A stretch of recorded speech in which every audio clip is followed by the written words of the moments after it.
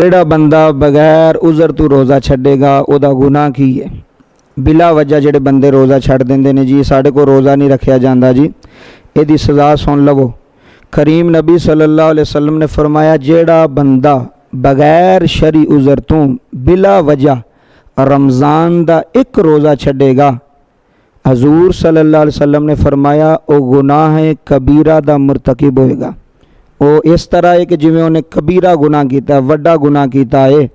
हजूर सल्लल्लाहु अलैहि वसल्लम ने फरमाया अगर उस रोज़े की कज़ा बाद विच कर भी लवे तो फिर भी उन्होंने वो सवाब नहीं मिलेगा जिहड़ा सवाब रमज़ान दे विच रोज़ा रखण दा होएगा।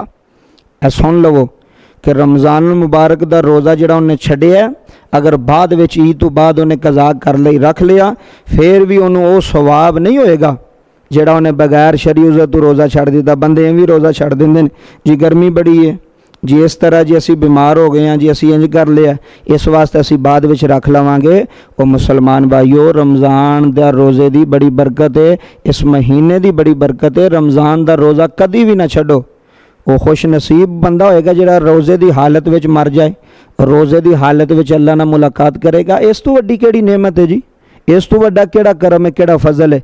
बंदे तो दुआ करते हैं कि या अल्लाह असी रोज़े दी हालत विच दुनिया तो जाइए, या अल्लाह तेरी रज़ा विच राज़ी हो जाइए। इस वास्ते जिहड़ा बंदा रमज़ान दा रोज़ा छड्डदा वो गुनाह कबीरा करदा है। तो रोज़ा नहीं छड्डना, किसी हालत विच भी नहीं छड्डना।